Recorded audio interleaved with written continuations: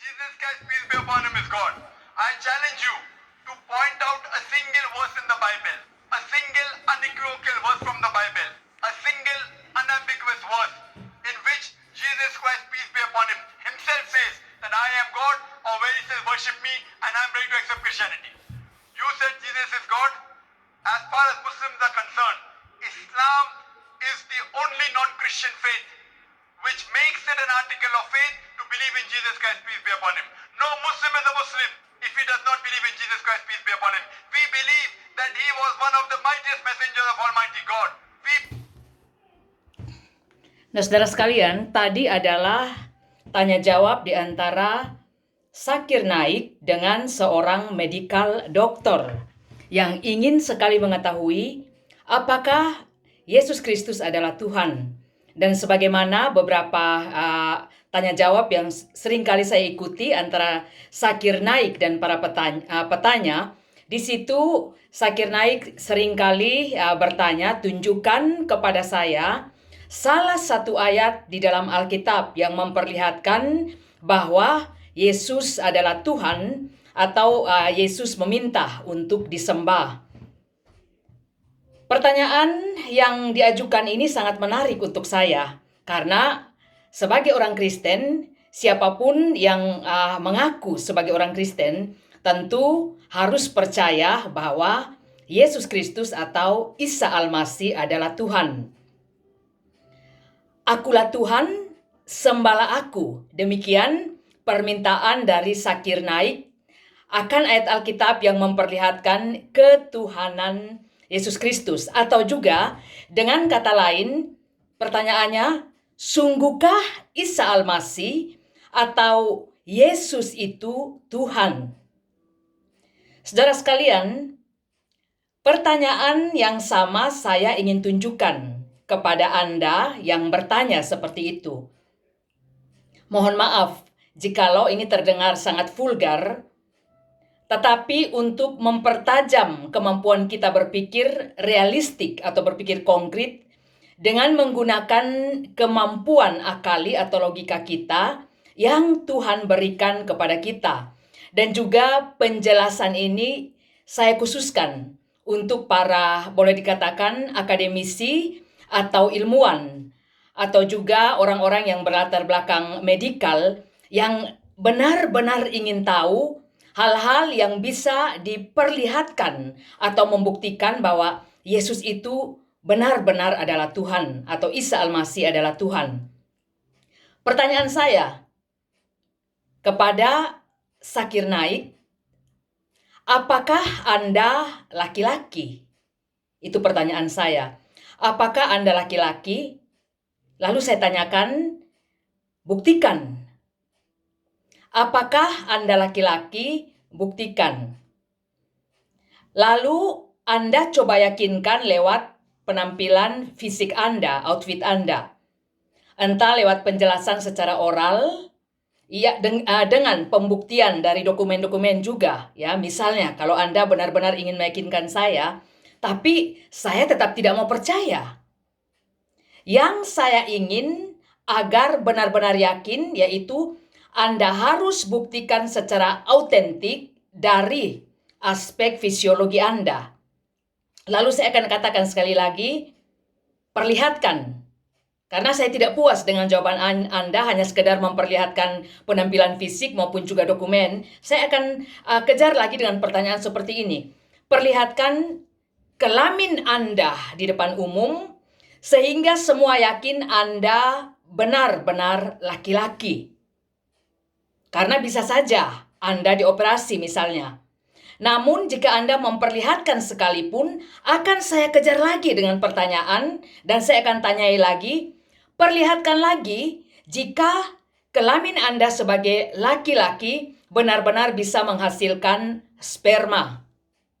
Tanda jika Anda benar-benar mempunyai genital asli seorang pria dan bukan hasil operasi kelamin. Karena saya tidak puas, saya ingin bukti yang benar-benar autentik dan akan saya kejar dan saya tanyai sampai sedetail-detailnya sehingga ada yang bisa Anda buktikan bahwa Anda benar-benar laki-laki dan saya benar-benar percaya akan hal itu. Nah, saudara sekalian, tidakkah pertanyaan ini kalau saya ajukan seperti itu manipulatif? Sebab sesungguhnya tanpa seorang Zakir Naik atau siapapun yang saya ragukan sebagai laki-laki dan memang lahir sebagai laki-laki memperlihatkan seperti yang saya atau orang tertentu inginkan tahu sedetail-detailnya. Setiap orang yang belajar dan berpengalaman pasti tahu apakah seseorang dilahirkan asli pria, asli wanita, atau juga transseksual, hasil dari operasi. Demikian juga dengan pertanyaan, sungguhkah Isa Al-Masih atau Yesus Kristus itu Tuhan? Isa Al-Masih atau Yesus Kristus tidak harus meyakinkan dengan bangga seperti saya lihat di internet. Menteri Luar Negeri, maksud saya Menteri Luar Negeri Jerman, harus memberikan satu statement yang meyakinkan dengan mengatakan saya adalah Presiden G20 atau G20. Atau beliau di sini ingin meyakinkan tentu saja orang-orang atau para pendengar posisinya. Karena saya yakin mungkin atau pasti ada yang kurang yakin bahwa dia benar-benar Presiden G20 atau G20 sehingga dia harus meyakinkan dengan statement dan pertanyaan seperti itu. Isa Al-Masih tidak harus berkata, percayalah, saya adalah Tuhan, agar kita manusia bersedia percaya. Karena jika kita tidak percaya dengan dia meyakinkan, Anda harus percaya bahwa saya adalah Tuhan, maka otomatis dia bukan Tuhan. Ketuhanan Isa tidak bergantung pada keingintahuan atau ketidakmengertian dari manusia. Allah tidak bergantung pada, sekali lagi, Allah tidak bergantung pada manusia. Seperti kelelakian dari Anda tidak bergantung pada permintaan saya untuk memperlihatkan bahwa Anda mempunyai alat kelamin lelaki, Anda bisa menghasilkan keturunan oleh karena Anda lelaki, buktikan, sehingga saya sungguh-sungguh percaya bahwa Anda adalah laki-laki. Demikian juga dengan Isa Al-Masih, Yesus Kristus. Dia tidak harus meyakinkan dengan kata-kata yang membuat kita harus yakin bahwa dia adalah Tuhan. Sebab dia tidak bergantung kepada kita. Ketuhanannya tidak bergantung kepada pertanyaan dan keingintahuan kita. Isa Al-Masih pun tidak harus menuruti atau mengikuti rasa ingin tahu manusia yang tidak berlogika, sebab hanya dengan melihat apa yang Isa Al-Masih, yang Yesus Kristus lakukan, kita manusia harusnya sadar bahwa tidak ada atau belum pernah ada manusia di kolong langit ini yang sanggup melakukan seperti yang dilakukan oleh Isa Al-Masih, seperti yang dilakukan oleh Yesus Kristus. Misalnya, membangkitkan orang mati. Lalu berjalan di atas air, berjalannya tegak lurus, tidak dengan keadaan terlentang seperti orang berenang. Lalu berada di tempat berbeda dalam waktu singkat saat dicobai oleh iblis. Lalu sanggup selama 40 hari 40 malam tanpa makan dan minum. Dan yang paling bisa memperlihatkan kealahannya yaitu bangkit dari kematian. Jikalau dia sanggup membangkitkan orang yang mati, anak dari Yairus maupun juga Lazarus, maka dia berada dan berkuasa dalam alam kematian, bahkan alam maut pun takluk kepada dia. Kenapa? Sebab tentu saja dia adalah Tuhan, dia adalah Allah. Saudara sekalian, contoh-contoh lain tentang kealahan dari Yesus Kristus bisa saya jelaskan secara singkat di sini Antara lain juga dia lahir tanpa hubungan laki-laki dan perempuan. Dan oleh karena pekerjaan Roh Kudus dalam rahim Maria atau juga Miriam. Saat masih kecil dia berdebat dengan para ahli Taurat maupun juga pengajar, yaitu untuk memperlihatkan kealahannya, ya. Masih dalam usia yang sangat kecil dia juga berdebat dan mereka semua sangat takjub dan terheran-heran. Lalu tanda lain lagi, ya, Isa sendiri yang seperti ditanyakan oleh Zakir Naik, Isa sendiri, Yesus Kristus sendiri mengakui dalam Yohanes 4 ayat 26 percakapan dengan seorang perempuan Samaria di mana Yesus meminta air minum kepadanya.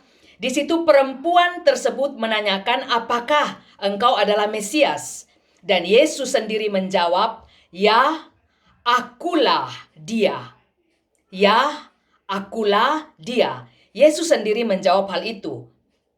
Mesias haruslah hanya satu, dan kemesiasan adalah salah satu tanda kealahan yang diperlihatkan oleh Allah kepada manusia. Jadi kalau Yesus mengaku, "Ya, akulah dia, ya, akulah Mesias," artinya dia memperlihatkan kealahannya kepada kita. Jadi tidak usah lagi dipertanyakan apakah dia Mesias, apakah dia Tuhan, sebab Mesias adalah, sekali lagi, Mesias adalah salah satu tanda kealahan Allah. Lalu berikutnya dalam Sakarya 9 ayat 9, di situ ada juga nubuat tentang kemesiasan Yesus Kristus. Yang setelah itu dalam perjanjian baru, ya, atau dalam kitab Injil bisa Anda baca lebih lanjut. Secara biblikal atau teologi hanya ada satu Mesias.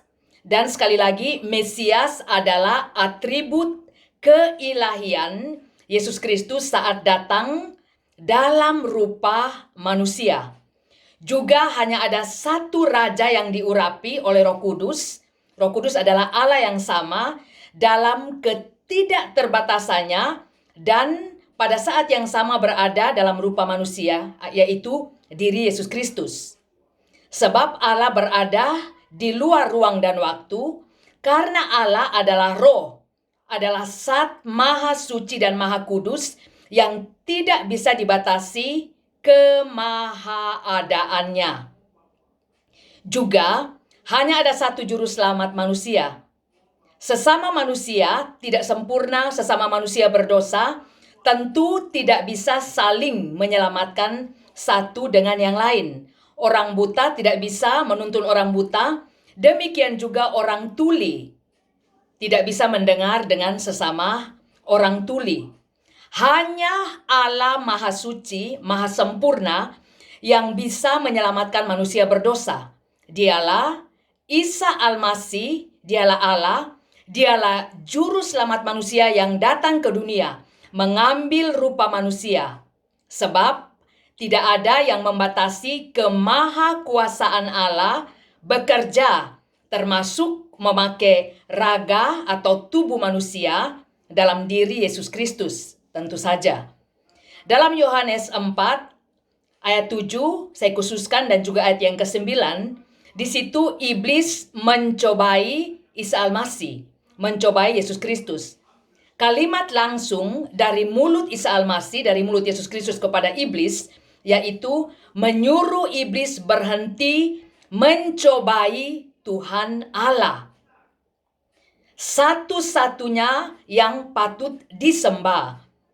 Jika Isa Al-Masih bukan Tuhan, jika Isa Al-Masih bukan Allah, untuk apa ia meminta iblis berhenti mencobai Tuhan Allah? Sebab di situ hanya ada Isa Al-Masih dan iblis, tidak ada orang lain. Hanya ada Isa Al-Masih dan iblis saat itu. Apa hubungannya sehingga dia menyuruh iblis untuk menyembah Tuhan Allah? Di sini cukup memperlihatkan, ya, bahwa karena dia adalah Tuhan Allah dalam rupa manusia, sehingga iblis pun diperintahkan olehnya untuk menyembahnya.